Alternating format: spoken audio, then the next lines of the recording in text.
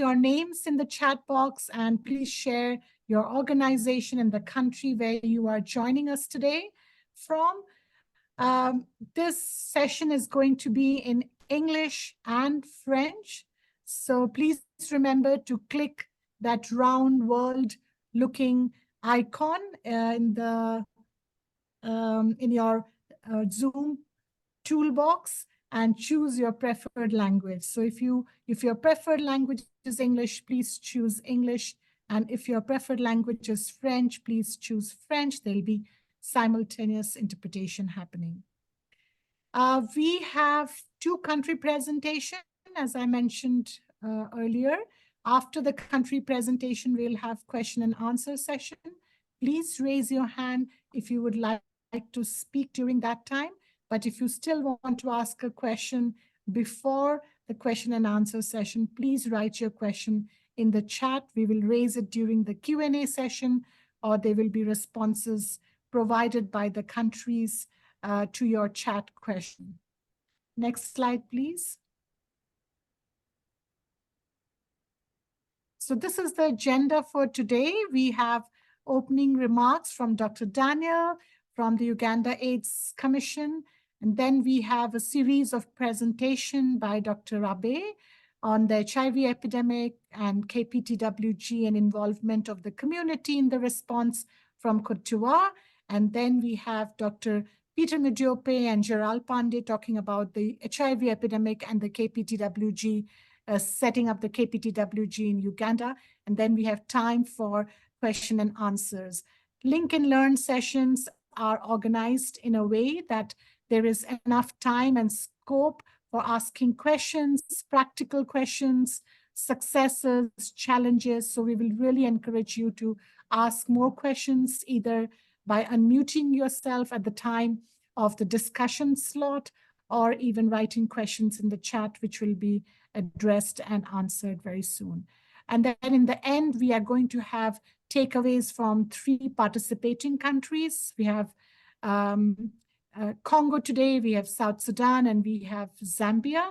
So they are going to be presenting their takeaways and what are the practical learnings that they are taking from this session and the end of the Link and Learn session today. So without delaying, I'm going to hand over to Dr. Daniel Byamukama from the Uganda AIDS Commission to give us the opening remarks. Dr. Daniel, welcome.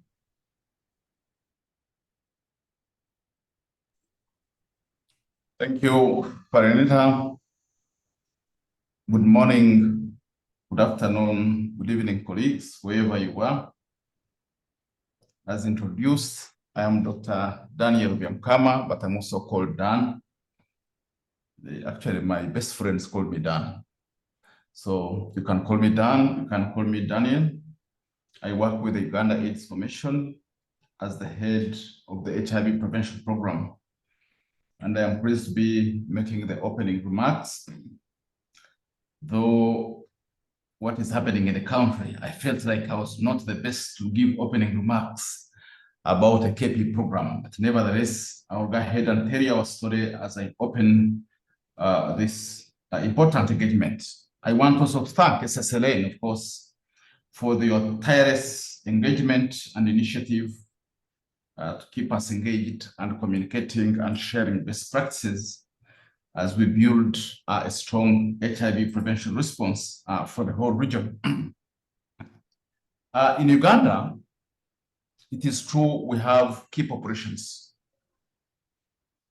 And with a key population, our last key population size estimation report was done in 2019, which shows that we have key populations of all the 5 categories, almost in every district across the country.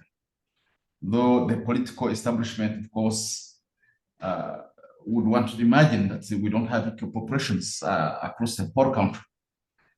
And over the last several years, we are making progress, good progress, in spite of the laws. Uganda is one of the countries where the laws on the books, every law you can imagine of that is against KP is actually on the books. Laws against injecting drug use, laws against MSM, same-sex marriage, laws against sex work with severe punishments, and even the society norms against transgender are extreme.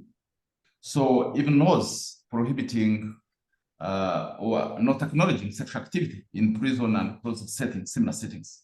So the laws are there on the books, and the political architecture observes the laws. We want those laws observed. But of course, over a couple years ago, I would say more than 15 years, we are having a good KP program, HIV prevention program, mainly because of the progressive leadership, the leaders that were heading the ministries of health, the leaders that were heading the Uganda AIDS Commission, and also because of advocacy from our key partners, mainly PEPFAR and the Global Fund. They really made serious advocacy, conditional advocacy, that we had to prioritize meaningful engagement of key populations in planning and monitoring and implementation of HIV prevention services. So we were making good progress, and I'm very sure by the time we're chosen as a country to share our experiences in some aspects, it's because we had done a PSAT, which showed that in some areas we're making very good progress. We had set up national technical working groups. We were meaningful, as my colleagues show you, engaging key populations in planning and all the kinds of activities. In fact, some of the coordination committees at national level are chaired by representatives of these communities, KP communities. So we were making progress, and because of the leadership, our national strategic plan clearly positions the KP response. Nothing is left out in the national strategic plan. It's a very progressive national strategic plan. But recently, as you well know, when we were in South Africa for the pan prevention workshop, the president signed a new law. It is purely political pressure. A new law, the anti-homosexuality law, that really sent shockwaves in the response, but through continuous engagement, we are able now to remobilize and pick up the pieces from where we were. We are sure we are not going to lose most of the gains we had made. We are remobilizing. So what my colleagues will be sharing with you today will be what we had achieved and what we, from the continuous engagement with political leaders, that we believe we have not lost, we are building on, and we shall continue to work with key population groups in this country. I have so many people, friends who are KP themselves. The government is not arresting them, so it may not be true. The people who are outside Uganda, the situation is not as bad as it may appear, but of course there was some concern. So with the new law, we were a bit shaken, but we are glad that we are regrouping to move ahead with establishing a robust key population program for the HIV response, committed to end the epidemic by 2030. I do not know how it is in your country, but I know that in most sub-Saharan African countries, the social political environment is the same, the challenges are the same. But what we'll be sharing with you today, my colleagues, Dr. Mdiope and Dr. Gerald Pande, is that it is possible, in spite of the challenging social political environment, with the support of our partners, establish robust key population programs for HIV prevention response. We will show you how we have done it. We shall show you how we have fought back in spite of the loss.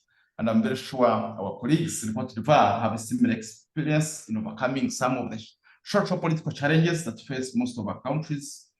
And we'll be proud together as a team, as a SSLN network, as a region, to build strong key population programs that we know are key to our overall goal of ending AIDS as a public health threat by 2030. So in spite of what you've heard about Uganda, our key population program is still going on, and it will go on because of the various other supporting factors, which I'm very sure my colleagues will highlight and will share with you today. So I thank you for giving me a chance to give the opening remarks for this important engagement.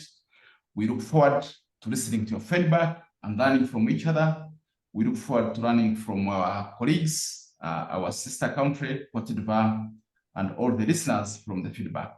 I thank you, and the meeting, the engagement is opened officially as appointed. Thank you. Thank you so much, Dr. Dan. Because we are your friend, we'll call you Dr. Dan. And also for the encouraging words that though the environment may be challenging, it's still possible to do a good key population program, especially in partnership with stakeholders and partners that you have in your country. So thank you for opening this meeting. May I now invite Dr. Rabe from Côte d'Ivoire to make his presentation, please. Thank you.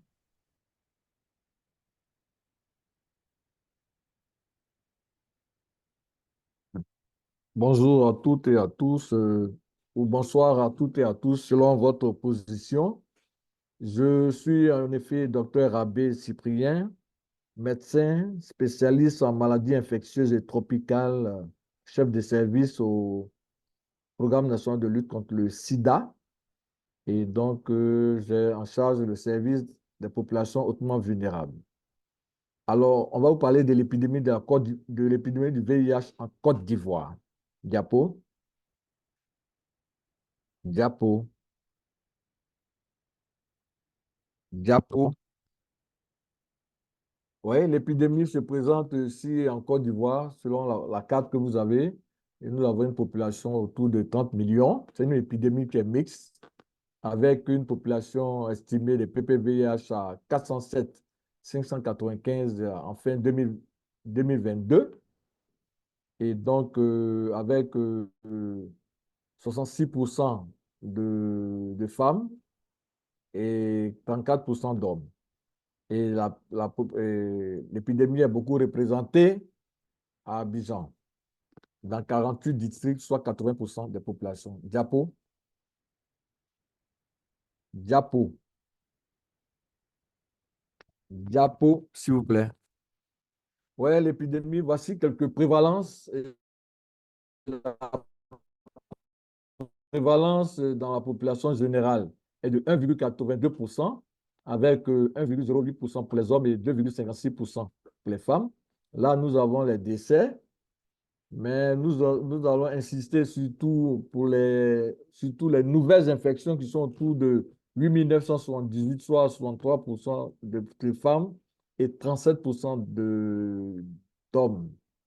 Mais à votre droite, il faut regarder vraiment la prévalence des képis, avec des personnes transgenres de 24,20%, les travailleurs du sexe 10,20%, les hommes qui ont des rapports sexuels avec d'autres hommes 10,70%, les usagers de drogue 6,60%, les pêcheurs 3,40% et les personnes en situation de handicap. À la cascade de 3x95, on a 82, 87 et 87%. Diapo. Quelques diapos, s'il vous plaît. Diapo. Alors, toujours dans la prévalence, on a quelques indicateurs pour attirer un peu votre lanterne. La taille des populations qui est estimée pour les TS 66 617, les HSH 26 328, les personnes transgenres 1228, les usagers de drogue et les usagers de drogue injectables 23 134. Avec les prévalences que nous venons de dire, il y a une couverture de la prévention combinée puisqu'elle est bien répartie 51%, 54%, 34%, 38% et 95% de la cible de 2025. L'utilisation du préservatif lors du dernier rapport sexuel avec un partenaire occasionnel ou un client, vous voyez la progression 96, 88, 91, 87 et 95% comme cible. Le pourcentage des PPVI diagnostiqués, nous avons pour les TS 81%, les HSH, nous n'avons pas de données, les personnes transgenres 39%, les adultes de drogue 67%. La couverture de du traitement antirétroviral est de 65% chez les travailleurs du sexe, 34%, 67%, et la couverture de la suppression de la charge virale est 57%, et les autres n'ont pas de données. Diapo.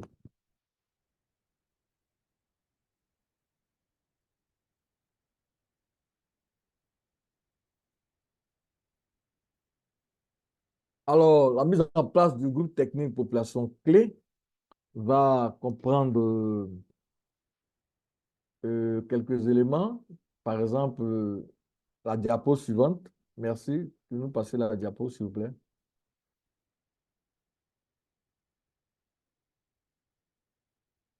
Alors, cette mise en place repose sur l'arrêté de création du programme national de lutte contre le sida, qui est le PNLS où je travaille, assisté dans ses missions d'un groupe scientifique d'appui, GSA. Et ce groupe d'appui, ce groupe scientifique d'appui est à l'origine de la mise en place des groupes techniques de travail par chacun des chefs de service du PNLS. Les GTT sont mis en place à travers des termes de référence proposés par les chefs de service et soumis au directeur du programme et validés par la Direction générale de la santé. Le GTT, Population Clé, est un organe de réflexion technique sur les interventions de lutte contre le sida, ciblant les populations clés, à savoir les travailleurs du sexe, les hommes ayant des rapports sexuels avec d'autres hommes, les usagers de drogue et les populations carcérales, et en appui au service de populations hautement vulnérables au PNLS. Ce GTT est sous la leadership du PNLS à travers le service que j'ai en charge, c'est la population hautement vulnérable. À ce titre, le PNLS convoque les réunions du GTT en fonction des nécessités du programme, y compris la sollicitation des partenaires, des parties prenantes. Ces rencontres se tiennent en présentiel ou en virtuel en fonction de l'ordre du jour. De l'ordre du jour. Diapo.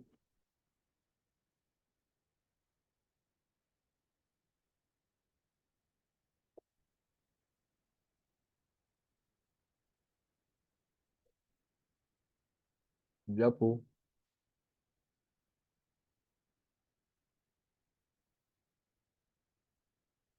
Alors, quelles sont les missions du GTT-KEPI?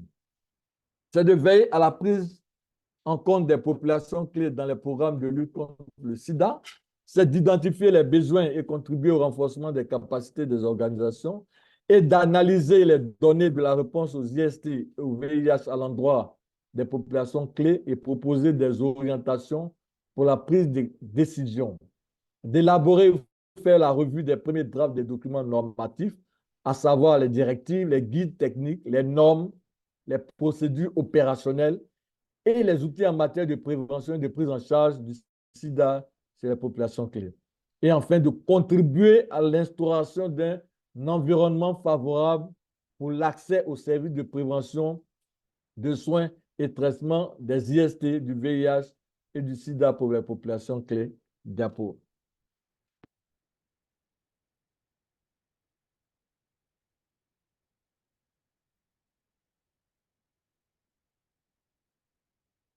Alors, quelle en est la composition? Il y a bien sûr le ministère de la Santé représenté par la DGS, les différents programmes, programme national de lutte contre le sida, le programme national de lutte contre le tabac, le programme national de lutte contre la tuberculose, le programme national de santé mentale, le programme national de lutte contre les hépatites virales, le programme national de santé mère-enfant.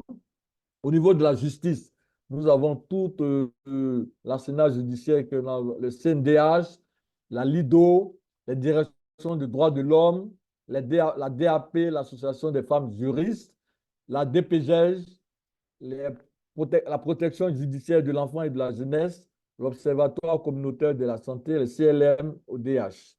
Le ministère de l'Intérieur est représenté avec le SILAD et la cellule VBG Police. Le ministère de la Femme, de la Famille et de l'Enfant avec le programme de lutte contre les VBG. Les systèmes des Nations Unies représentés par l'OMS, l'ONU-SIDA, l'UNICEF, l'ONU Femmes, l'ONU-DC, le PNUD et l'UNFPA. La société civile est représentée par les différents réseaux, le RIP+, l'Europe-SI, l'Arc-en-Ciel, Bléti, Fonds Uganda, transgenres et droits. Les partenaires techniques et financiers, nous avons le CDC PEPFAR, USAID, FHI 360, nous avons Alliance Côte d'Ivoire, Médecins du Monde, Inda Santé et les partenaires de mise en œuvre du PEPFAR. Les ONG, des organisations identitaires qui sont citées sous cette diapo, quelques-unes, Milogo, Sebas, ONG Azal, HACI, Foyer du Bonheur, ONG Aprosam, ONG La Fontaine, Secours Social, Ombre de Lumière, etc.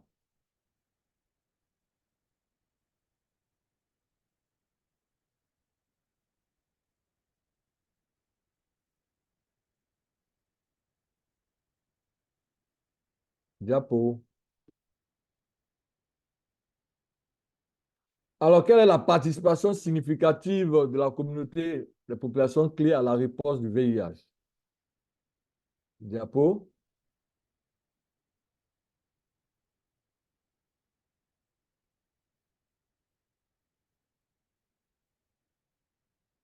Le domaine d'engagement des communautés, à savoir, sont membres actifs des GTT des populations clés.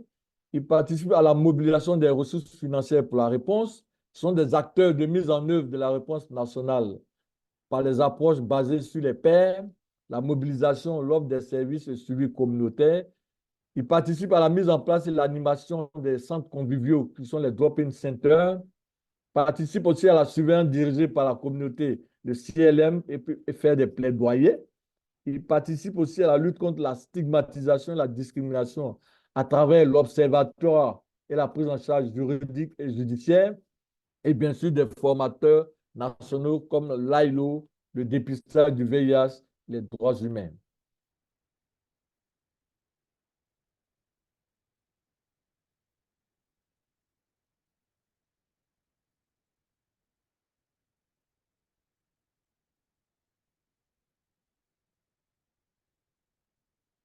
Diapo.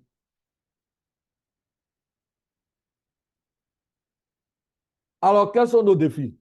C'est l'absence de la désignation d'un président du GTT, idéalement qui doit être assuré par un responsable des organisations identitaires. C'est l'irrégularité de certaines réunions des GTT, c'est l'absence d'une communauté de pratique nationale entre les organisations. C'est le changement constant des personnes qui représentent ces organisations au cours des réunions des GTT, qui ne sont pas bien suffisamment briefées, et l'absence de transport de ces représentants des organisations qui n'est pas pris en charge, qui limite parfois leur participation active aux réunions des GTT. Et donc, il y a aussi l'insuffisance de ces réunions au sein de ces organisations par leurs représentants. Voici ces gros défis que nous avons à partager avec vous. Alors, quelles sont les leçons apprises après ces défis?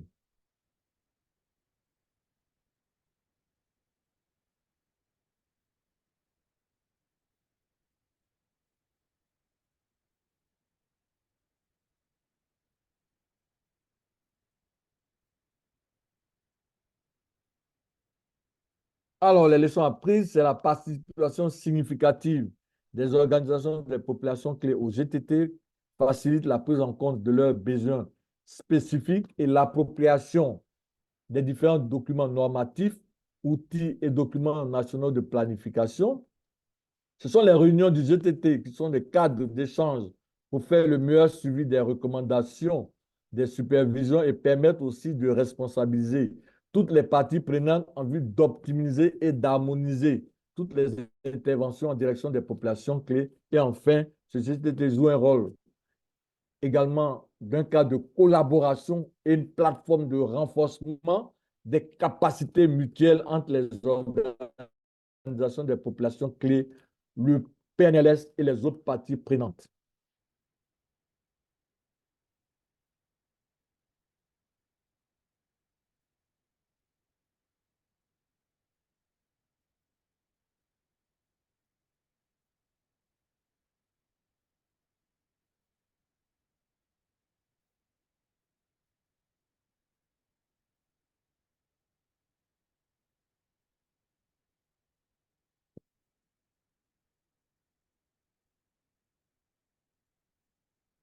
Diapo.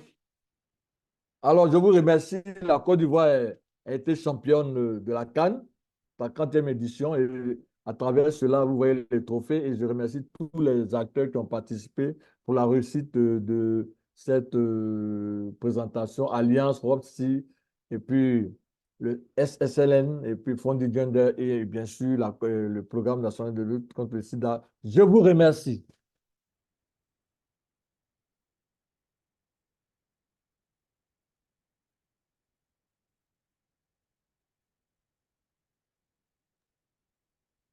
Thank you so much, Dr. Abe. Thanks for sharing your experience in the country and also being very candid about your challenges. We would directly go to Uganda's presentation. In case people who are attending this session, countries have questions for Dr. Abe, at this point of time, you can use the chat box and write those questions. Or when it's time for Q&A, you can raise your hand and unmute yourself and ask those questions. But at this point in time, I would invite Dr. Peter Modiope from Ministry of Health, Uganda, to give his presentation. Thank you. Thank you so much, Pari and colleagues from SSLN. And thank you, Dr. Rabi, for a comprehensive presentation to share your insights about Côte d'Ivoire. And congratulations for taking the Cup of Nations. I'd like to proceed for the Uganda's picture and we look at what is happening. This is our presentation from the AIDS Control Program of Uganda. Next slide.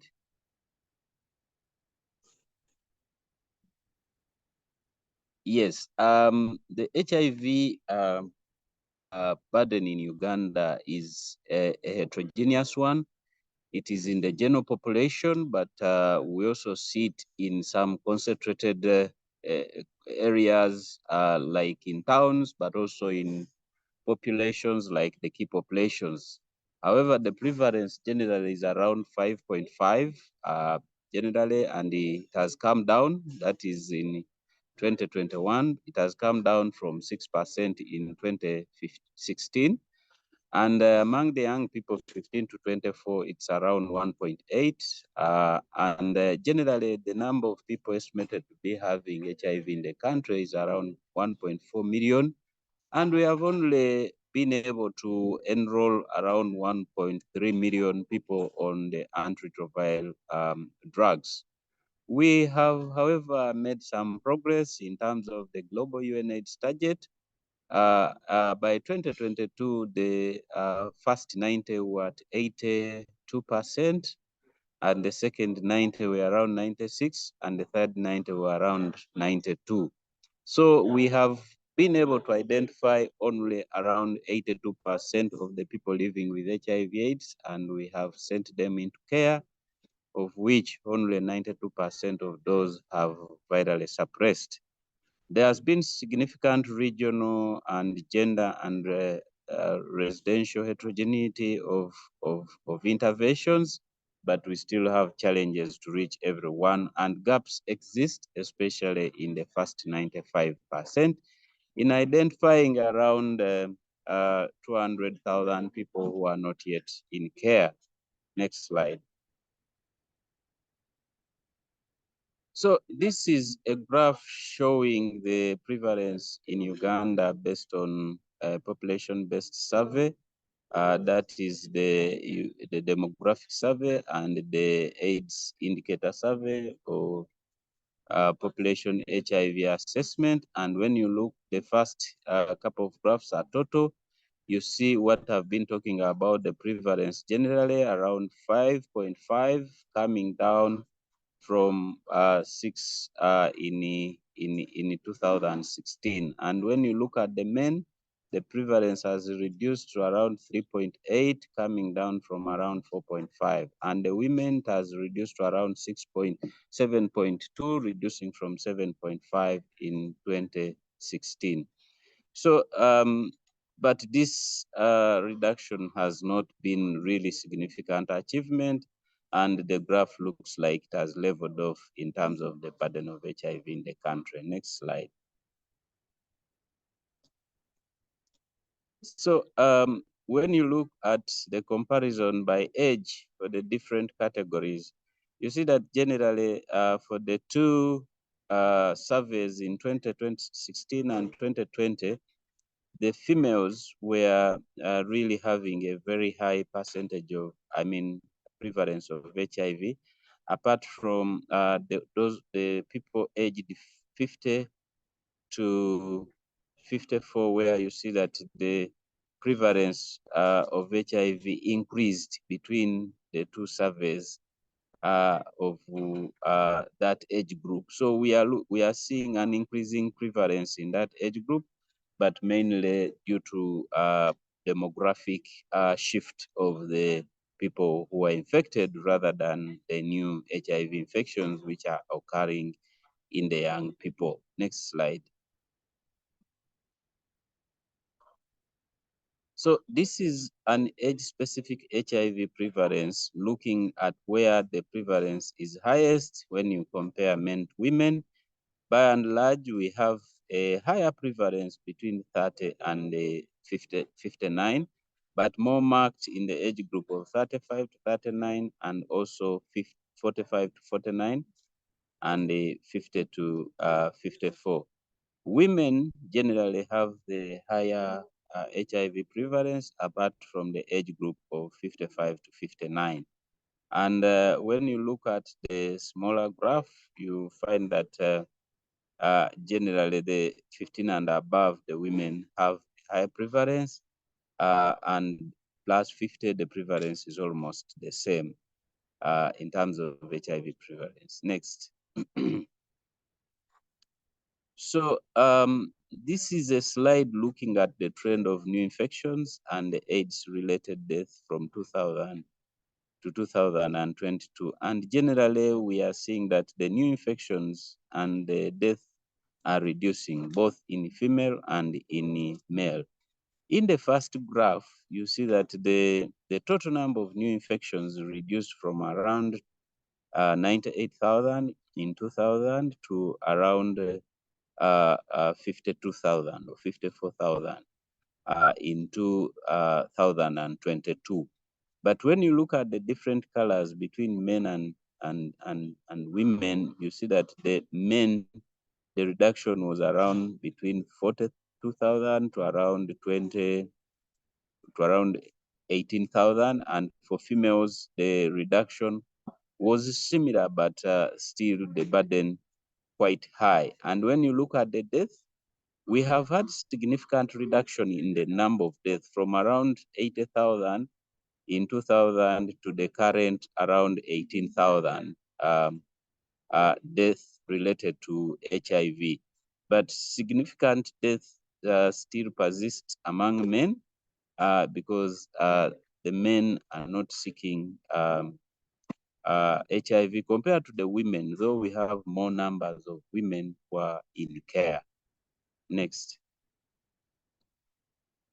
So you can see that's what I was talking about as the prevalence coming, the new infections coming down to around 52,000 and leveling off from around 2018 to 2022. But I'll show you this better in the next slide.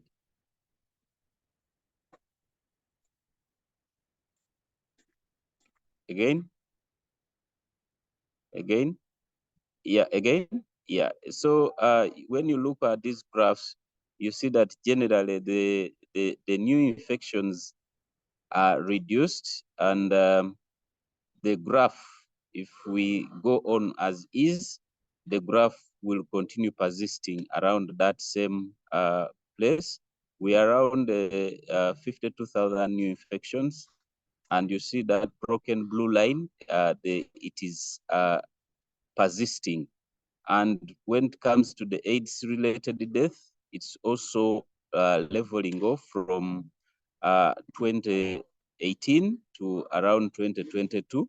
And the dotted line is how the graph would go if we don't do anything. So these graphs look as if they are not touching each other, And yet to achieve epidemic control, we need these curves to really cross each other. We need the number of new infections to go below the number of deaths. And the blue circles, deep blue circles, are talking about the targets where we want the new infections to be reduced to. If you look at 2020, we wanted the new infections to reduce as low as 20,000, and by 2030, if we are to achieve epidemic control, the new infections should be around 18,000.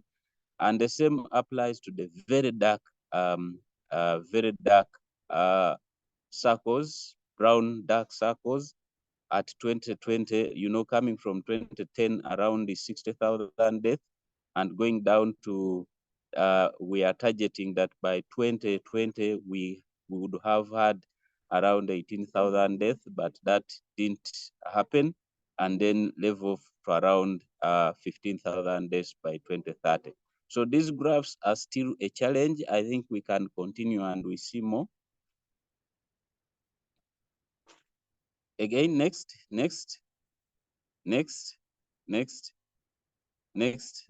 Oh, sorry, go back a bit. Sorry. Yes, so this is what I was talking about. If you look at the coverage of services at 2022 not being sufficient to bend the epidemic curve, and there is compelling need to bend this curve significantly during the period leading to 2030. And this is what we want to see. We want to see that the all-cause mortality among HIV/AIDS, the curve for new infections can bend below it and get sustained there. Next, we'll demonstrate it. So I made another slide that is comparing the new infections versus the number of AIDS-related deaths in 4 countries. That is Kenya, Rwanda, Tanzania, and Uganda. And you see that for Kenya, in 2018 to 2019, the graphs of new infections came to kiss the graph of the AIDS-related death and went down below. So this similar happened to Rwanda in 2017, and for Tanzania in between 2021 and 22, it's also happened. And this is a very good positive that epidemic control will be reached because they have reached the tipping point. But if you look at the graphs in Uganda, we still have challenges to reach to reach the epidemic control. Our graphs, the number of new infections is still parallel to the number of AIDS-related deaths, and that means that we still have active transmission of the infection in the population, and the hope of reaching epidemic control may not be near if we don't change our interventions. Next. So to change a bit to the magnitude in key populations, we have mainly stigma and discrimination, and the high likelihood of key populations being left out. But as Dr. Daniel said, the key populations have a disproportionately high prevalence of HIV compared to the general population, and they are recognized in all our documents in the National Strategic Plan for HIV and also the Health Sector Strategic Plan and all other documents for service delivery. But also on the other side, they are recognized in all the legal documents as engaged in an illegal behavior. So there is a catch-22 there. But generally, the prevalence is high, as you may see, ranging between 22 to 35 in fisher folks, 36 among sex workers, and 25 among truckers, 18 among uniformed personnel, and 16% among transgenders.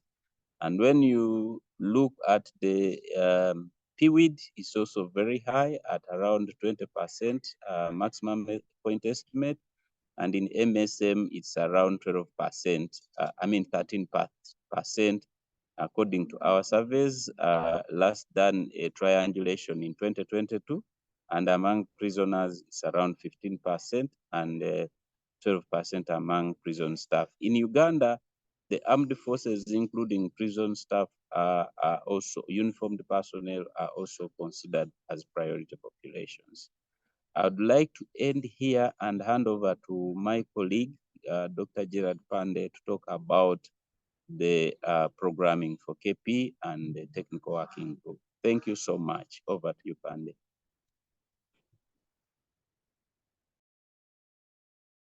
Yeah, thank you, Peter. Yeah, next slide.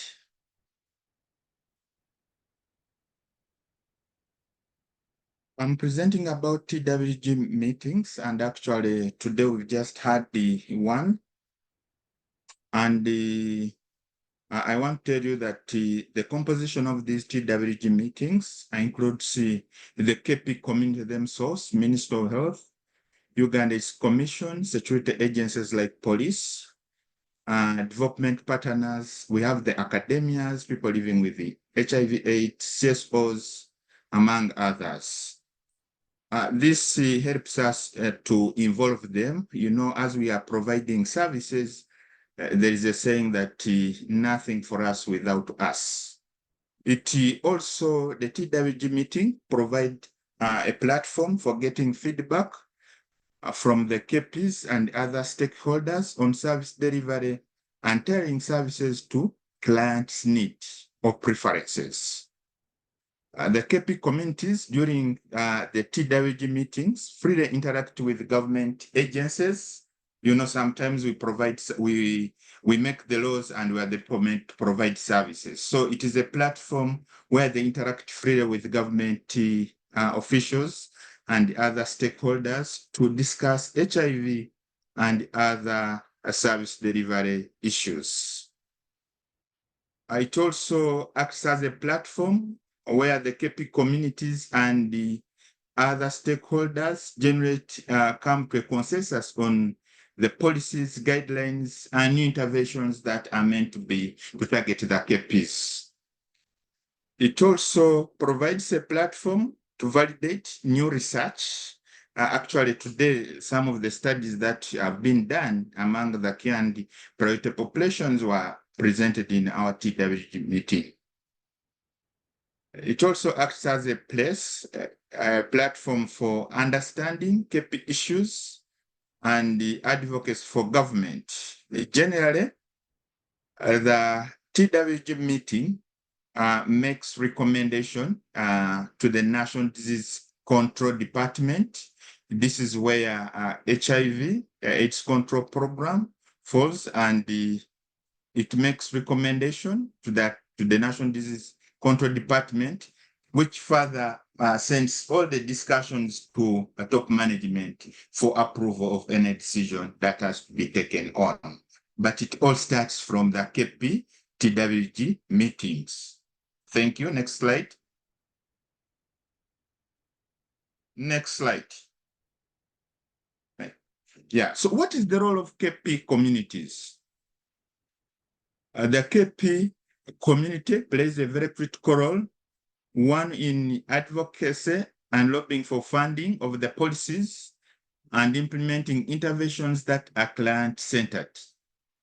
The KP community provides a strong voice to demand for quality of services to be delivered to them. The KP community participates in the design and implementation of HIV and health programs for KP.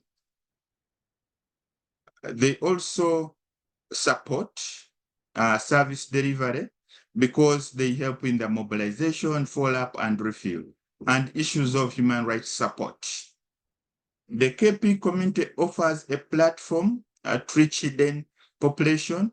Us as service providers, we may not be able to reach the hidden population without KPs. So they provide a platform of reaching the hidden population. They also provide quality checks for KP programming. they act as champions, because in service delivery or uptake, we very much use the peers, and that gives us a platform for making any decision. You know that we provide service with the saying that nothing for us without us. Next slide.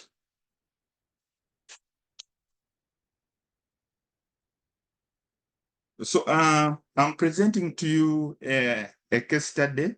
You very well know that the government of Uganda passed the anti-homosexual bill. That was around 26th of March, which brought disruption in service delivery.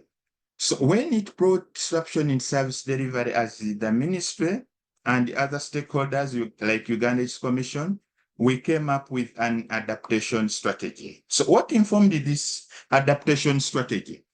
There were issues of raising incidences of stigma and discrimination in all settings, in our facilities, in our communities where KPs reside.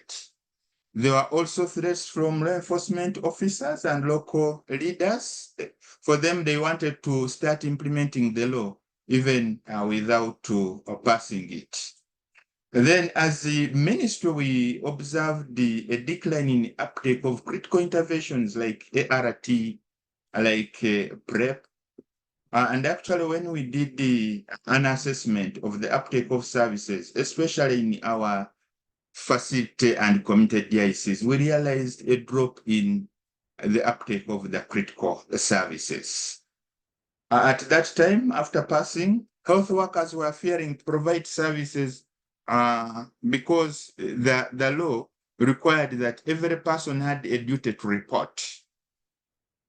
And community members had started openly pointing at service providers as promoters. Why do you provide services to these people that are not wanted within the community?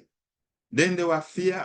I've told you that when we are providing services, we provide services with the help of the KPs, and these belong to CSOs. So there were fear among CSOs and the peers that the work they are doing, it is supporting them, so most of them withdrew. We also, there were reports of evictions of MSM by landlords because this would be, it was criminal for them. They had a duty to report. We take services to the hotspots.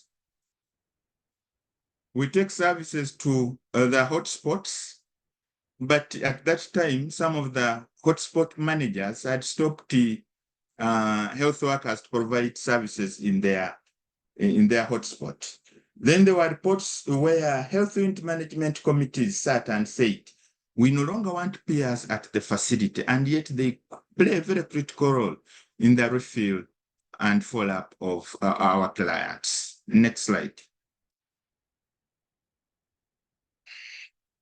So as the ministry, together with the KP, through our technical working group, we came back with our adaptation strategy, and the aim was to enhance advocacy and learning at the global international level. The other aim was to engage key critical stakeholders regarding service delivery to make sure that we create an enabling environment and continue providing services to every person without discrimination. And the president came up at that time in one of his speeches that nobody would deter any person from providing services. So we also had to reassure service providers to continue providing services. And how did we do that? The Ministry of Health came up with a circular of provision of services to every person without discrimination. Then also the other mandate was to provide confidence and assurance to KPs of service delivery and continuity, because at that time, this was not the first time that Uganda was signing such a bad law. We had signed it in 2014 and it had disrupted service delivery. So some people were fearing that this we would no longer have, because funders were threatening to leave. So people were saying that they are not sure of availability of ART and other supplies in the facilities. Next slide. Next slide. So this adaptation strategy is an evolving document, and the strategies and actions change based on the prevailing circumstances, and we continuously adapt to them and update the adaptation strategies as issues arise. Next slide.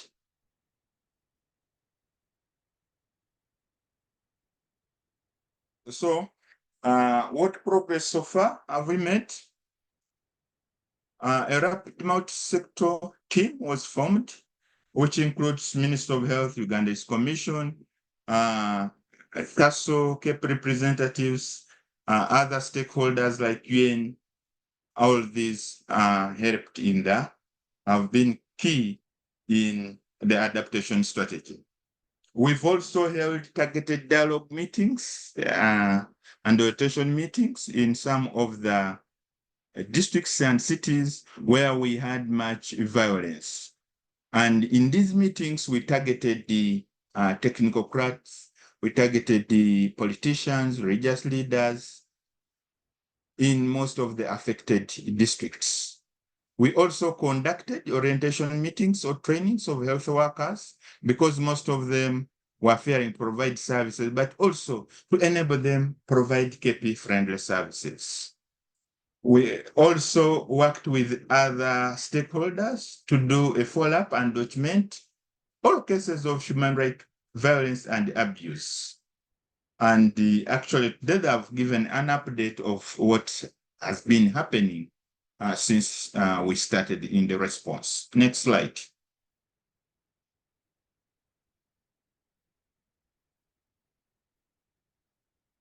This is one of the meetings. This is one of the meetings that we had. The team also managed to meet the parliament because parliament thought that at facilities we do promote. So this is just a photo on the left. We have the team from parliament, and indeed when we told them of what is happening, they said that their intention wasn't to disrupt, but to avoid promotion. And they were sorry that disruption to service delivery had gone on. And on the right, it is a meeting that we held together with the UN in one of the regions in Uganda. Next slide.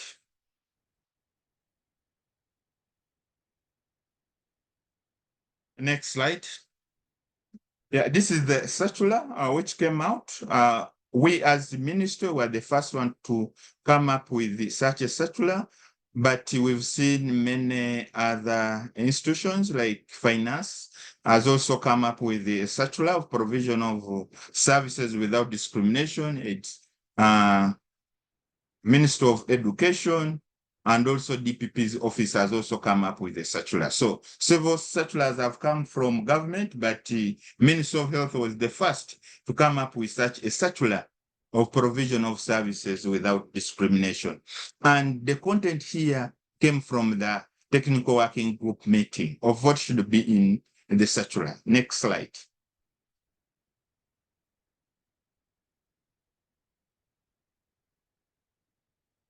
So how are technical working group financed? As ministry, we do budget for them when we are making our budget, mainly with funds from Global Fund and PEP Fund, the UNH, UNFP, UNFPA. But sometimes we reach out to implementing partners to facilitate the TWG meetings. Because as minister, we may budget quarterly, but because of issues like when we signed the anti-homosexual bill, the meetings were so often, so we had to reach out to other implementing partners to facilitate these meetings. Next slide.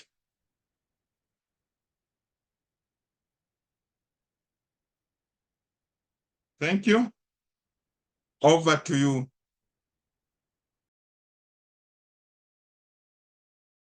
Thank you. Thank you so much, Dr. Mudiepe and Dr. Pandey, and talking about the epidemic in Uganda, but also your adaptation strategy and the role the TWG played when there were challenges in the environment for key populations. So thank you. So participants, we are now opening it up for question and answer. So please raise your hand and unmute yourself when you want to ask a question to either the Côte team or the Uganda team. In case you have difficulty in raising your hand or unmuting yourself, please use the chat box.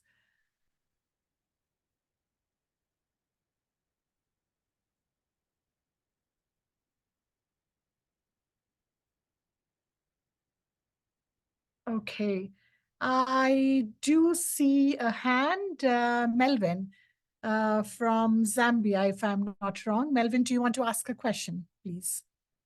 No, thank you, Pari, and thank you for the presentation from both Uganda and Côte d'Ivoire.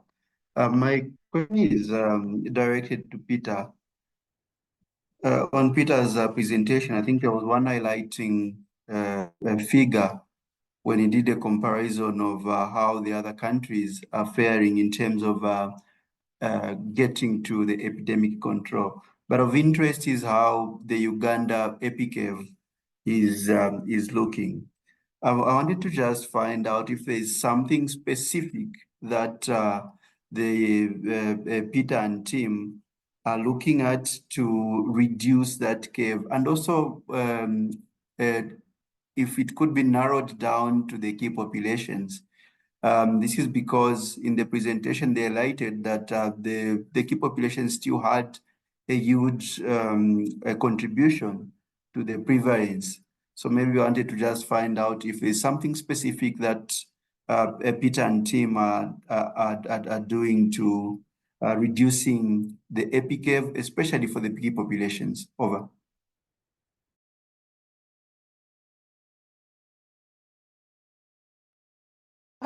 We can take one or two more questions and then the presenters can respond. So can we take the next question from Ankoche?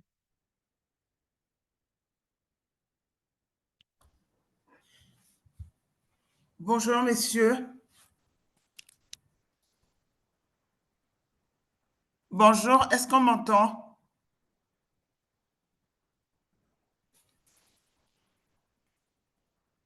Oui, on vous entend très bien. Yes, we can. Ok.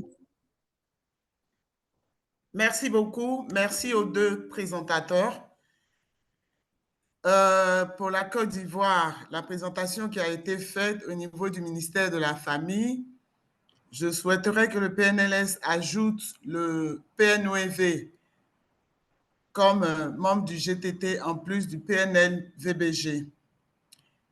Pour l'Ouganda, je voudrais remercier le conférencier de l'Ouganda pour les actions qui ont été menées au niveau de l'Ouganda, qui est vraiment une expérience pour les autres pays.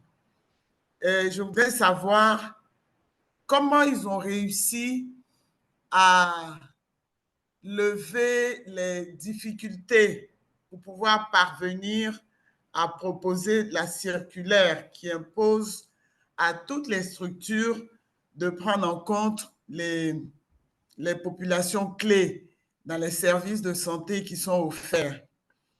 Et est-ce que cela suffit pour qu'au niveau des structures, cette action-là puisse être menée sans difficulté?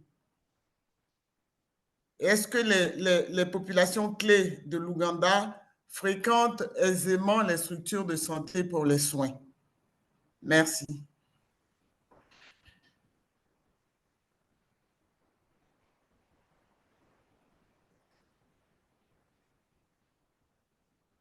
Thank you so much. So I think there's one comment for Dr. Rabe, and I'm sure he will update his presentation to include the organization. But the two questions were for Uganda. So Dr. Mutiope and Dr. Pandey, would you like to address the two questions?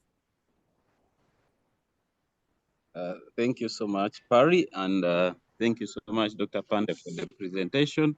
And colleagues, thank you so much. Indeed, this is a great opportunity as South-to-South learning network provides to these countries to learn from each other. Yeah, the Ugandan picture is looking like this. I know Uganda initially in the early 90s and 2000 was really a case in point where other people would refer to for the best practices. But here we find ourselves that the epi curves are still hanging in parallel to each other. The number of new infections are not getting near, and the number of deaths. Of course, there are many explanations. Some may say it's the data, some may say it's key populations, others may say it is the general population, but by and large, the most important explanation we have noticed is that we've not really implemented our interventions to fidelity. We still have large gaps in sourcing funding for prevention programs. We've done well in the second and third 90, but we still have a lot to do for maybe the fourth 90. And to the key populations, we still have a lot of education to do. We still have a lot to sensitize the law enforcement. There are still some instances.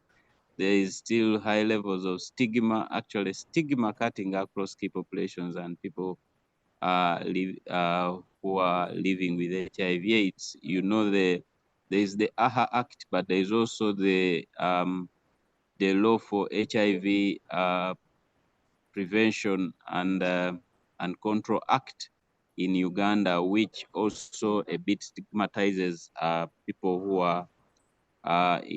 are living with HIV to come out and take up services, because there is a clause in there which talks about mandatory transmission. So we really look for best practices elsewhere. This may not be isolated. We are in touch with colleagues in Kenya. We have had a number of visits to Kenya and Tanzania, and they exchange learning through the SSLN.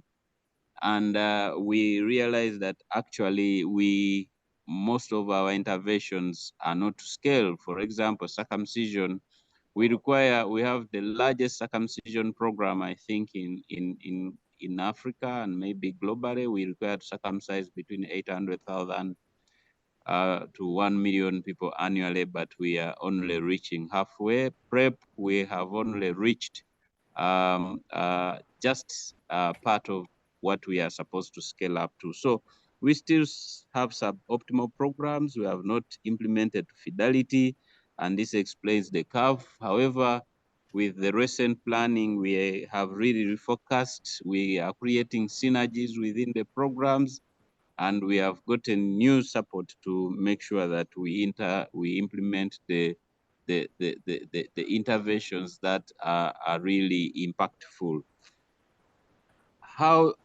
The other question was, how are Uganda able to overcome the challenges to come up with the circular? Yes, this is a very, very big hurdle. But as we said, we've learned so many lessons from the past. These instances of where a policy issue or a law comes into force and affects service delivery, usually based on the public health approach, we usually advise as technical people, the ministry, we advise our management that there is need to allay any anxiety or any issues that may crop up with such guidance or such law that comes from the political side, parliament or the president's office. So we usually write something that can reassure our health service providers, because initially they were threatened that they were going to be arrested, and they needed an instrument that can really assure them that they will not be arrested. And thank God that none has been arrested. Probably they assumed that if they are arrested, they will use this document as a backup to show that they are only doing work within the what is required of the public health approach. But do they keep KPs come to the health facilities? Yes, they do come to the health facilities. We have drop-in centers based within the facilities where key populations can come and take up services. But we also have dedicated facilities with the trained health workers where KPs are specially attended to. But with the law, we have now looked at the possibility of integrating these services such that everybody can come and take in, and we don't stigmatize that only people who go to such and such a place are key populations. Of course, the circular is not enough, and we are doing a lot in there. We are training the health workers, we are talking to them, we are engaging them. When there is an incident that comes up, as Dr. Panda has presented, we go in and have meetings in that place, either it is a local government or a city or a district or a health facility. We go in and reassure the service providers. So it's not enough for the circular, but there is a lot of activities that go on to ensure the service providers that they are safe to give services as long as they are saving a life. Thank you, but I don't know whether Dr. Pande has anything to add. Thank you so much. Yeah, thank you. Thank you, Dr. Peter. I think you've said it all, but maybe on top of that, we've held engagement meetings with various stakeholders like the law enforcement officers, religious leaders, because these were disrupting service delivery. So the service provider has a letter that gives him the mandate to provide services, but we also tell these other stakeholders that, you know what, people have to receive a service. And the president came out to clearly to say that nobody would be arrested while going for treatment and care. And actually, when this letter came up, also the DPP's office came up with a letter, and what is so particular in that letter, that you by mere being is not an offense. And Yes. it also Then did you say because I haven't read so much detail about, did you say the max they need 70 something districts? Is it a seal or you can select? Can somebody mute? So the DPP's letter also came out clearly that you, by mere being, you not be arrested, and it is not mandatory. So this is all creating an enabling environment. We've also built the capacity of service providers to train them, especially on issues of safety and security of themselves, but also their clients. And we've encouraged the integration of services, especially if they're doing an outreach to involve other key stakeholders.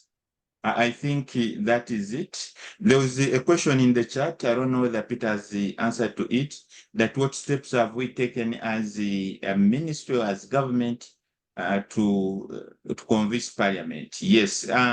When they just discussed this bill, I think it was so political, and Parliament maybe at one time thought that at facilities they are given money to do either recruitment. So Parliament requested us as a ministry to go and meet with them at the facility, and also hear from the service providers as what is happening. Because they even went ahead, they were asking if facilities have agreements of Global Fund, which they think they wanted to look at the agreements and to see what is in the agreement. But later they realized that facilities only receive commodities, and the agreements are with the government of Uganda, not the facilities. So we met them, and it is from that meeting at the facility that they realized their intention was not to disrupt service delivery, but it was to deter promotion. And following that, they have visited, as a parliament team, they have visited several facilities, and they are documenting whatever is happening and the effect of this. But as you know, it may be hard for them to pull down by themselves to pull down what they passed. But my colleague Peter can add on if he forgot that. Thank you.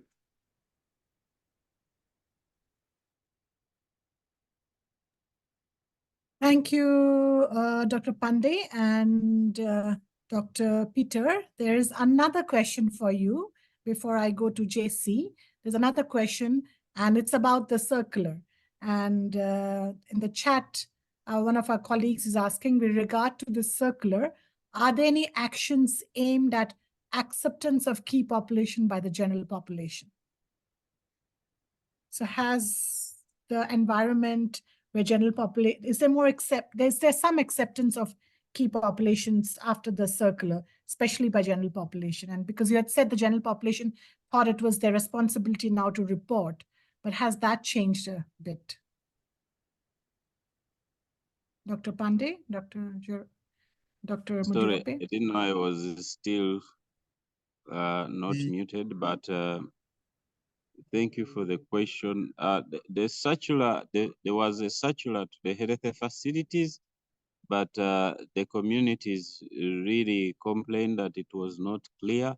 So the ministry had to issue a second circular to the general public, emphasizing that everybody is free and could come and take up services at any time. And we've not really measured whether there is acceptance or not, but what we are looking at as health service providers, we have confined really ourselves to ensuring that key populations come up and take the services. We may not really know what happens elsewhere, but we are also looking at the reduction in the reported instances of violence and any instances of arrest. But by and large, the issue of acceptance by the general population is a difficult one, because these are stereotypes, these are cultural norms, these are strong cultural feelings for people, and they are people dependent. We could not do much about changing those ones for now, but we make sure that actually, despite the existence of that belief of some people or religion or culture, that key populations know that this is important to take up a service and protect their life, and that the health workers are out there to offer the service without any prejudice or without any stereotype or without any discrimination. Thank you. Thank you so much. Since we have time, we would possibly also go to some of the implementing partners who are here, who are champions from Uganda and Côte d'Ivoire, to get some of their feedback. But before that, can I call upon JC from Congo to ask their question?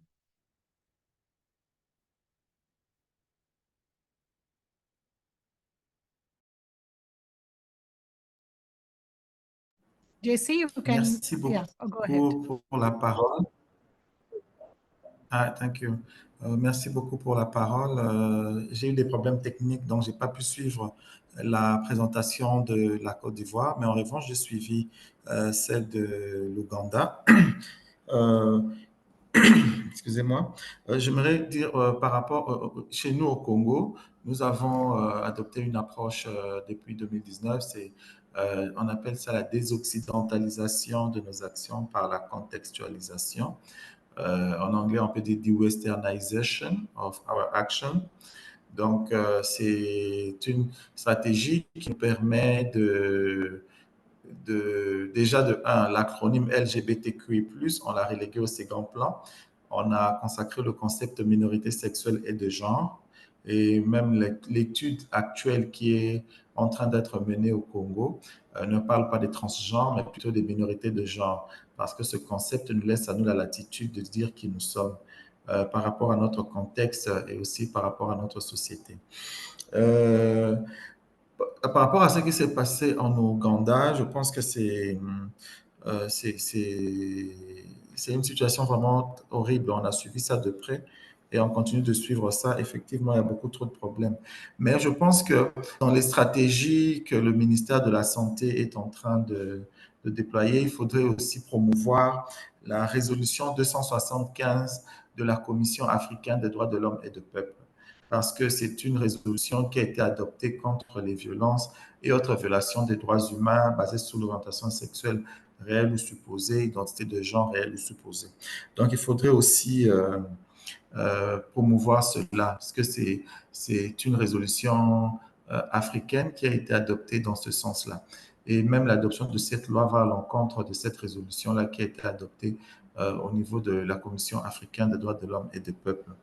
La criminalisation, on sait tous et toutes que la criminalisation crée un environnement hostile, ça crée un environnement de suspicion, un environnement de peur, et cela envenime un peu les questions de santé mentale. Le ministère de la Santé, ma question est de savoir par rapport à la question de la santé mentale, parce que actuellement, la pression sociale au regard de cette loi-là est en train de créer des problèmes de santé mentale au niveau des populations, que particulièrement des MSM et des transgenres. Quelles sont les mesures prises pour assurer le bien-être mental des populations clés?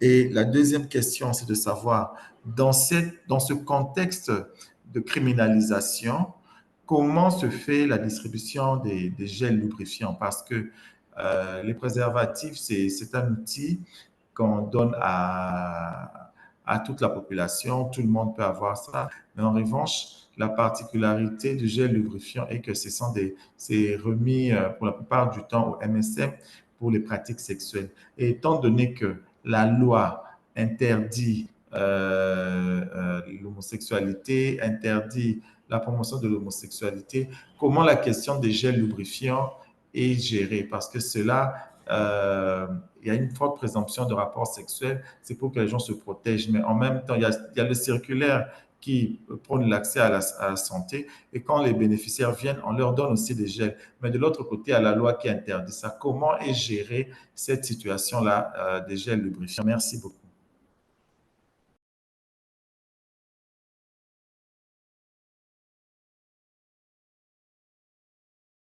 Thank you so much, JC. Dr. Pandey, Dr. Mojope, would you like to respond to this question? There was a question on mental health, and then, of course, on how are you providing commodities. Thank you, Pari, and thank you, the colleague from Democratic Republic of Congo, for the question. I can really realize that you listened into our presentation as Uganda. These are the challenges that come up, and I think you realize how difficult it is sometimes to implement programs when there's a law against certain behaviors which you are targeting for epidemic control. Nonetheless, we are there and working hard to make sure that we end HIV in Uganda by 2030. And yeah, there's quite a lot of positives and people are listening to us. Remember that the law is being repealed in the courts of law. And generally, the situation has calmed down in terms of implementation of the law. I think they need to do the regulations, they need to do a lot. And sometimes in Uganda, we have laws that come and pass without being implemented, but the law enforcement use them as a a tool to harass people just. So currently that's what may happen, but it's not widely implemented, but they can use it at any time as a tool to harass anybody. Mental health programs, yes, it is a challenge, I guess, in most of the countries. Maybe one day we shall have to organize another link and learn session to dedicate ourselves to mental health. But based on the WHO guidance, we have adopted the mental health approaches and chronic disease management, non-communicable disease management in most of our HIV programming, actually in our guidelines, and it is being implemented to scale in most of the facilities. But by and large, back to the general mental health for key populations and the general population, there is lack of implementation of services for mental health.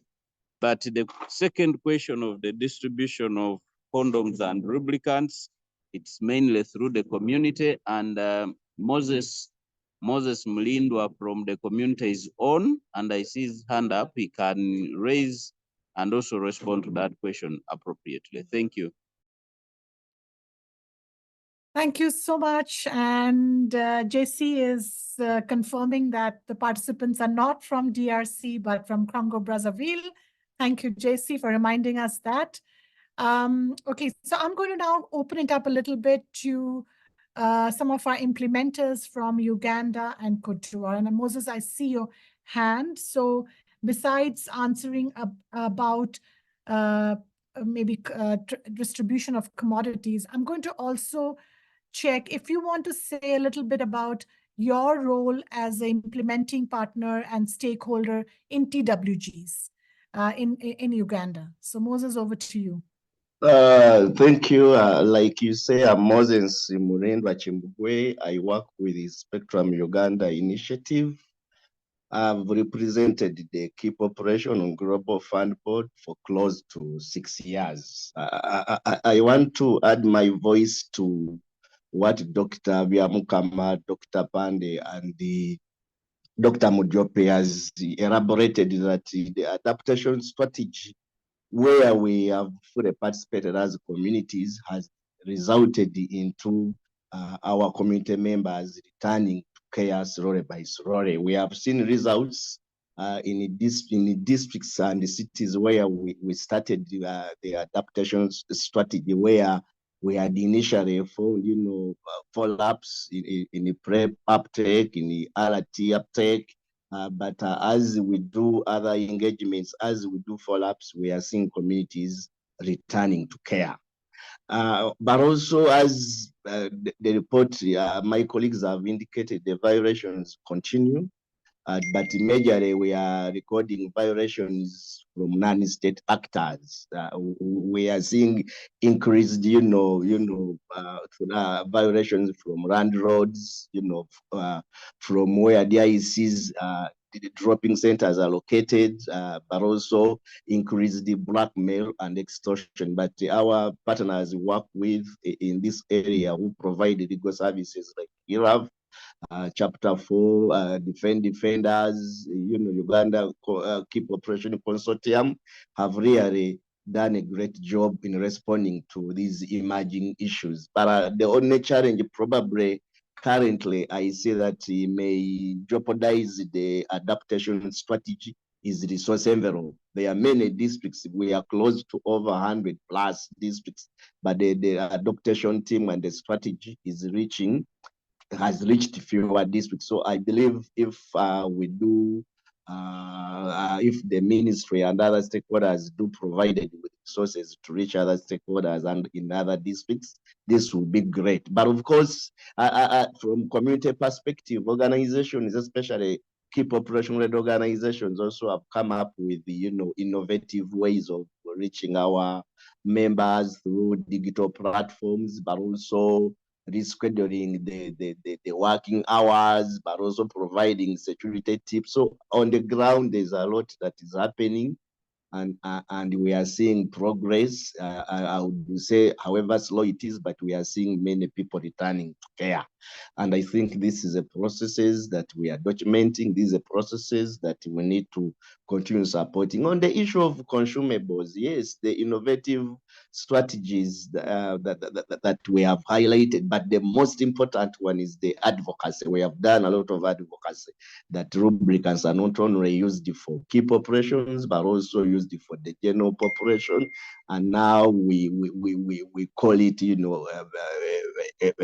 HIV prevention, tool for all Ugandans. So with the continued, advocacy and talking to various stakeholders and speaking to communities, we see an increased uptake in terms of people using, condoms, lubricants, but also reduced, tagging, lubricants and the to homosexuality per se. But otherwise, the adaptation strategy, I really want to thank the ministry, Uganda's commission partners, that this strategy has really contributed to increase the uptake of services despite the current legal environment.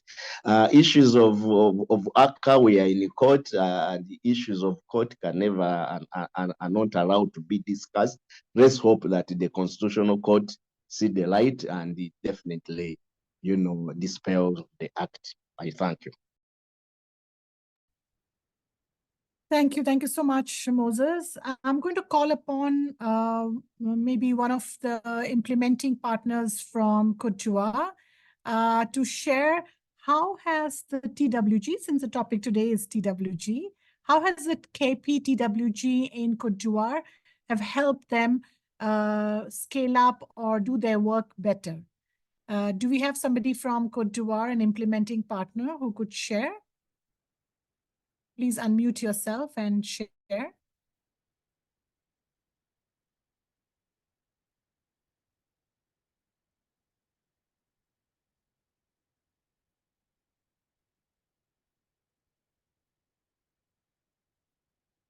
I'm going to repeat. I know there's translation that's happening, is that Dr. Rabe presented how the TWG came to being, how it's functioning, etc. So I just want to understand from a non-government stakeholder, an implementing partner possibly, or a KP-led organization, how have they found the TWG useful for their work, for the implementation of key population program? Somebody from Côte d'Ivoire and somebody from even Uganda, possibly?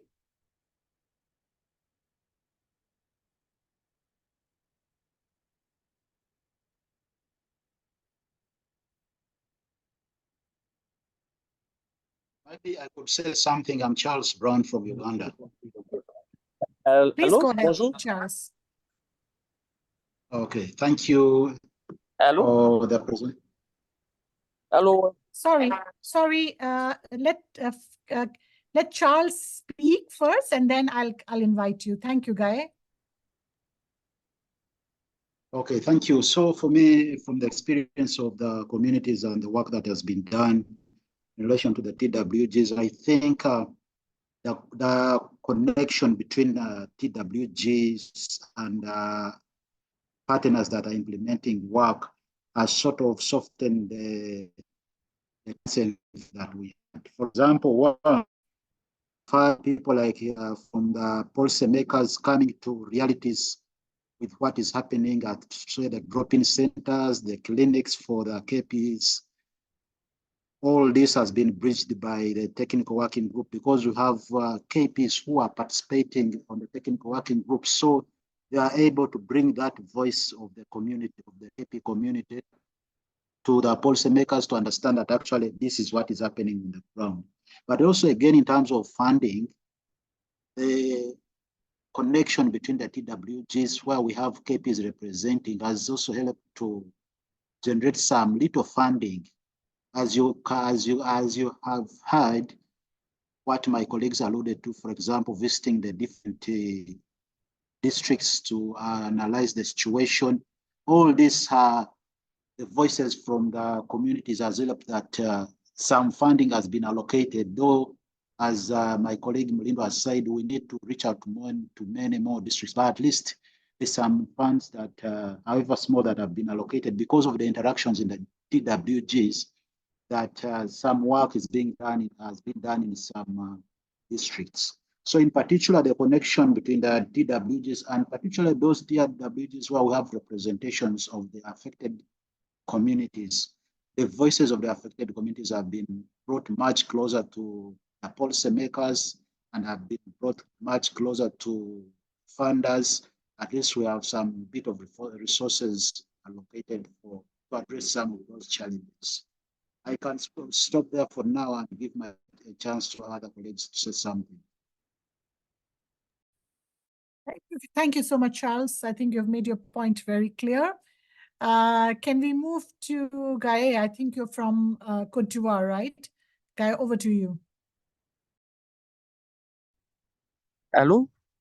Est-ce qu'on m'entend? Allô? Yes, please, go ahead. Please Ah, go d'accord, ahead. ok, merci beaucoup. Alors, je suis Gaye Moboy Aubin Désiré, chargé de programme population clé à l'ONG Alliance Côte d'Ivoire et champion population clé. Alors, en plus de la réponse du docteur, ce que je peux ajouter, c'est que le GTT nous a permis de peaufiner nos stratégies et de prendre des décisions pour une avancée du programme au niveau communautaire. Alors, dans un premier temps, le GTT nous a permis, au cours d'un des GTT, on a pu identifier les gaps sur l'identification des populations clés en ligne. Et ce GTT nous a permis d'avoir l'expérience du partenaire technique FH 360 et ça nous a permis de mettre en place la stratégie d'identification des populations clés dans nos districts, dans nos zones d'intervention. Ça, c'est le premier point. Et le second point, sur le volet des préservatifs, la disponibilité des préservatifs et gels lubrifiants sur les centres, sur les sites de population clés. Au cours de ces différents GTT, on a pu mettre en place des stratégies de box, de distribution de préservatifs sur nos sites et ensuite de revoir les documents de normes et procédures pour la distribution des préservatifs et gels lubrifiants aux populations clés. Merci.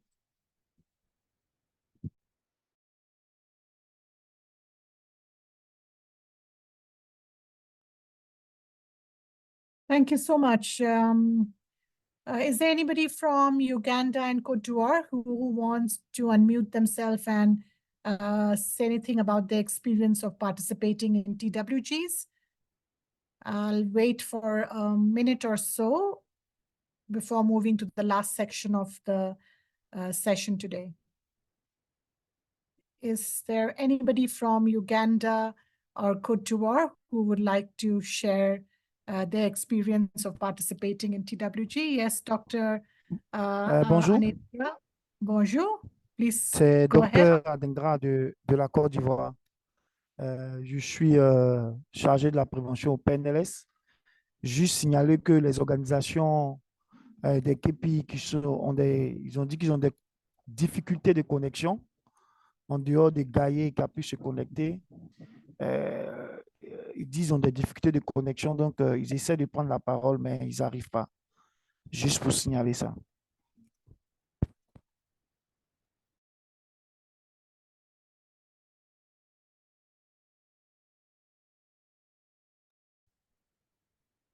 Thank you so much, Dr. Adingra, for bringing us to our notice. Sorry about the technical problems, but yes, go ahead. The next speaker. Allô? Go ahead. Allô? Allô? Allô? Allô? We can hear you. We can hear you. Go ahead.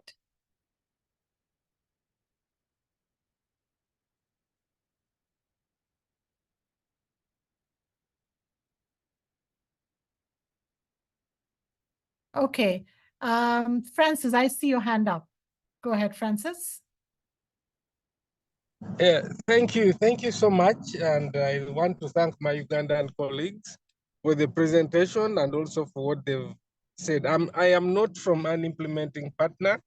I am from UNFPA, and we've been working together as part of the UN agencies, including UNAIDS, WHO, and in this working group, especially during this time of the challenges we have with AHA.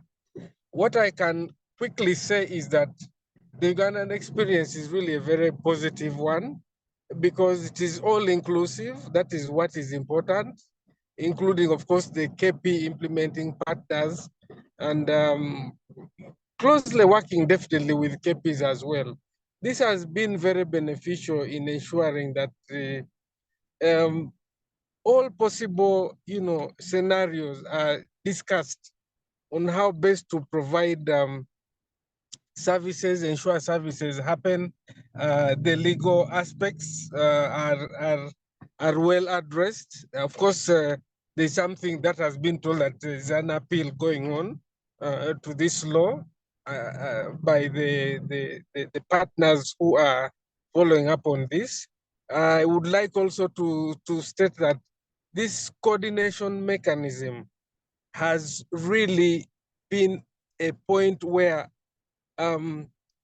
different forms of guidance and advice have been, provided both to Uganda AIDS Commission and also to the Ministry of Health leadership. I'm sure you've heard of the letter that came out of Ministry of Health that talked about provision of services to all people, regardless of their, their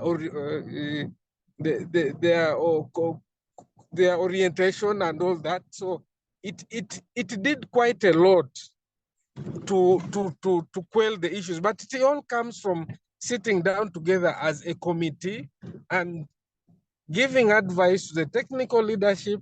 And I want to thank the Ministry of Health and Uganda AIDS Commission because meetings were held and the team generally is very well aware that it is important to provide services to everyone.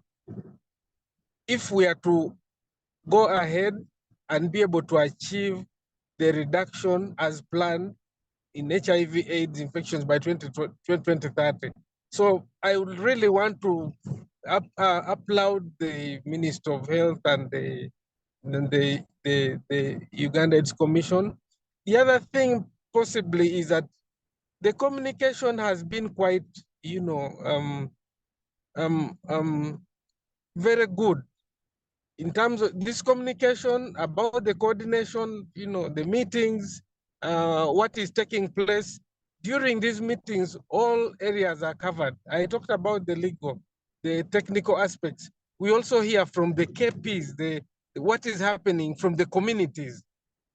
It has all come together to give a very good and clear picture of what happens. And I think it's one of the things that has provided a clear and very positive way in which this issue of has been handled. What do we see now?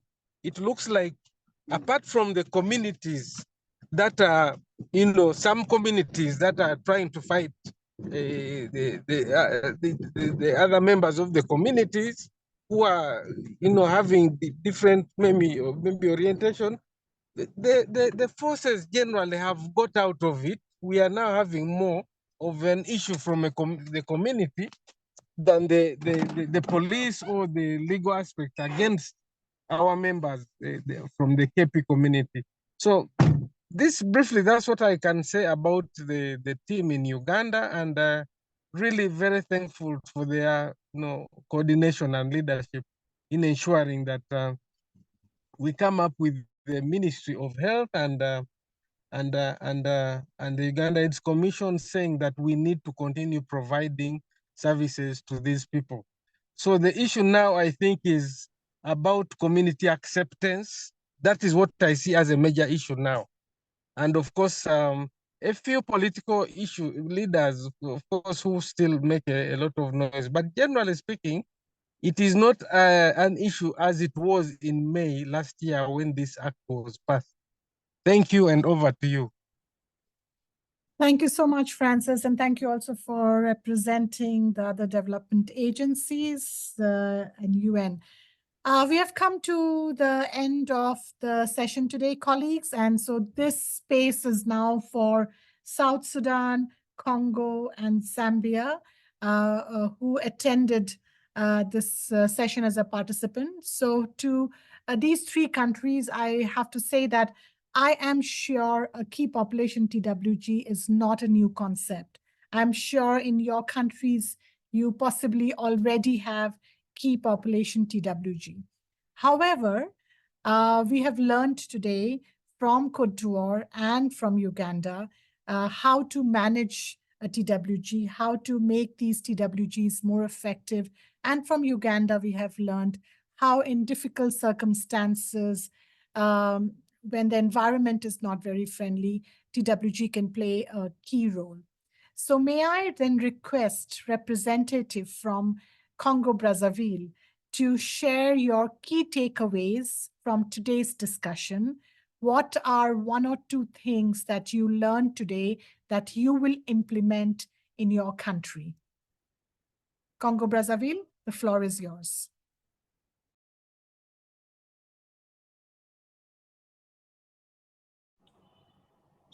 Allô, bonjour.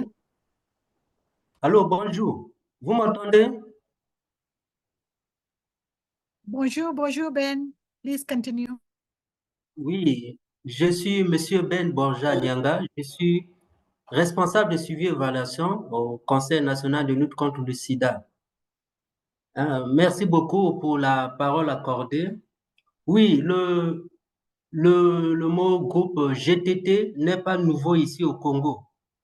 Il n'est pas nouveau ici au Congo parce que d'autant plus que par rapport à tout ce que nous élaborons comme document ici au Congo, lorsqu'on a élaboré le cadre stratégique, il avait été recommandé qu'il puisse être mis en place les groupes techniques de travail. Donc, ça a commencé avec le groupe technique de travail des suivis et évaluations auquel on avait associé tous les suivis et évaluations de certains programmes et projets de santé ont été vraiment inclus dans ce groupe technique. Et aujourd'hui, il y a encore les groupes de travail au niveau de santé communautaire. Il y a aussi les groupes de travail au niveau de l'aspect gaz. Il y a aussi les groupes de travail au niveau de laboratoire.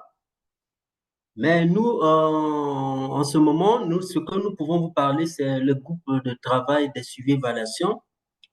Et dans ce groupe, il est composé de la plupart des suivis et évaluations des programmes du ministère de la Santé, par exemple le PNLS, les programmes tuberculose, les programmes PALU.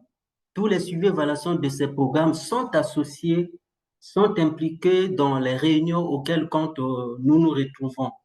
Il y a aussi les gestionnaires, tous les suivis et évaluations qui sont inclus dans les programmes concernant le groupe de populations clés.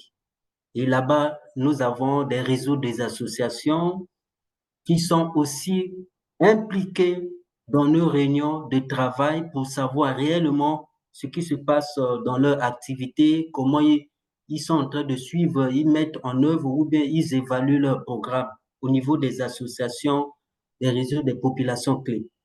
C'est pour dire que le groupe, par exemple, le groupe technique de suivi et évaluation il y avait une note conceptuelle mise en place par le ministère.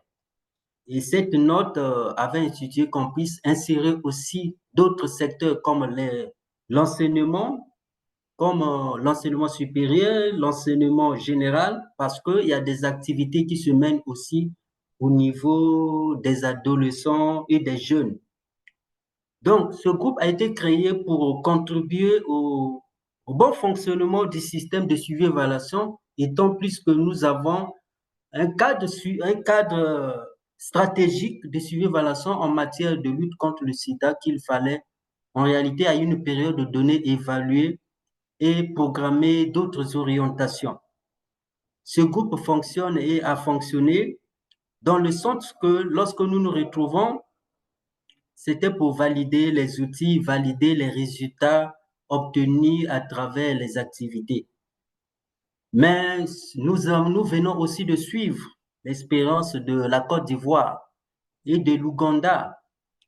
C'est vraiment, ça nous a beaucoup vraiment orienté, ça va beaucoup nous orienter dans nos activités concernant le groupe technique de travail, d'autant plus qu'il faut s'adapter par rapport aux lois qui sont mises en place dans le pays. Et au Congo, il y a déjà des lois qui ont été mises en place, par exemple, concernant la discrimination et la stigmatisation. Ça permet à ce que les populations clés puissent mener leurs activités et faire de telle sorte que les activités qui ont été orientées dans ces groupes puissent vraiment avoir lieu sans problème. Donc, nous avons vraiment appris de l'expérience de la Côte d'Ivoire et surtout de l'Ouganda. Il faut toujours s'adapter par rapport aux lois. Et nous nous réunissons vraiment souvent quand il y a souvent un peu de l'aide avec les partenaires qui nous aident parfois à organiser des réunions. Et comme perspective, au niveau de notre groupe, ce que nous voulons encore se renforcer en capacité dans la gestion vraiment des activités que nous organisons, notamment sur l'analyse des résultats obtenus dans diverses interventions. Et nous voulons aussi avoir vraiment des frais de fonctionnement concernant le groupe pour que nous puissions aller encore de plus belle et avancer et faire de telle sorte qu'il puisse avoir aussi un groupe spécifique pour un groupe de travail spécifique pour les populations clés.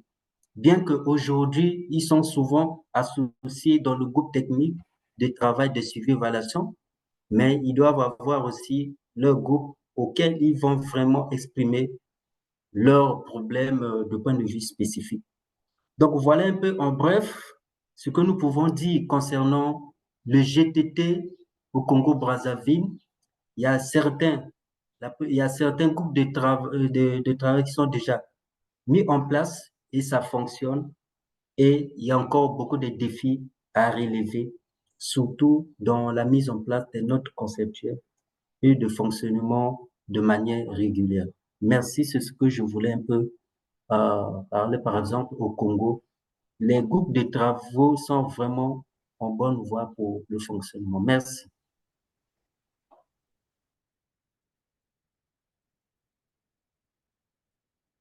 Merci beaucoup, Monsieur Ben, and thank you for bringing in the monitoring perspective. I would now move on to South Sudan. The floor is yours. South Sudan, what are your key takeaways from today's session? Good afternoon to everybody from South Sudan. We thank the presenters from Uganda and Côte d'Ivoire for the nice presentation. My names are Victoria Natoni Daniel. I work for the Network of Women Living and Affected by HIV in South Sudan. The reflection for today, as a country, it's great to learn that much as there is severe punitive law like the anti-gay law in Uganda, service providers continue to maneuver to find a way of offering services to the people. So this was great. We've learned a lot from Uganda's experience. In general, KP programming in South Sudan is limited. As a country, we have started to inclusive our programming. Today's Link and Learn is an opportunity to start learning, like discussing on forming a KP technical working group, which we strongly believe that the South Sudan AIDS Commission and Ministry of Health are much supportive. So really we've learned a lot and we appreciate this learning. I will give an opportunity to also any of my colleagues who are on the line to add some information on our reflection. Thank you. Thank you so much, Victoria. Thank you. In the interest of time, I'm going to move on to Zambia. So colleagues from Zambia, would you like to share your key takeaways? Thank you, Pari, and thank you to all the presenters and SSLN for bringing all the countries together and getting to learn from each other. So I'm Melvin Mosa from the National AIDS Council in Zambia, and I'll just provide some few takeaways from the deliberations today. I think number one is that in Zambia, we've had the key populations technical working group. But I think one major learning that we've taken from today's interaction is the involvement of the law enforcement agencies in the technical working groups. I think over time, there's been absence of the law enforcement agencies, and I think we realize that they play a crucial role in protecting and also ensuring that the KP programming is smooth. So we need to involve or to be involving the law enforcement agencies through invitations and also ensuring that they are participating actively. And then we also mirror the reflections of both Côte d'Ivoire and Uganda on the government's stance on leaving no one behind. In Zambia, we have a motto of leaving no one behind in provision of health services, and this includes provision of services for the key populations. But in realizing that this is addressed, one of the learnings that we have gotten from today's session is to have the CSOs take a leading role and active participation in the technical working groups to ensure that all their concerns are addressed, because they are the ones that interact much more with the key populations in communities. And also, I think lastly, we've learned of how to sustain the technical working groups. I think previously we've used the government funding through Global Fund to host the technical working group meetings, but also learned of the collaborations that were mentioned from Uganda, collaborations with other implementing partners to support sustaining and also hosting of the technical working groups. Thank you. Thank you, everyone. Thank you so much, Congo, South Sudan, and Zambia, for your reflections. This is now time to say thank you also to the presenters, Dr. Daniel, Dr. Rabe, Dr. Mudiope, Dr. Pandey, and all the contributions that the host country made to this conversation. And in SSLN, our job is to make connections, to facilitate peer-to-peer learning, and this is one of the ways we do it.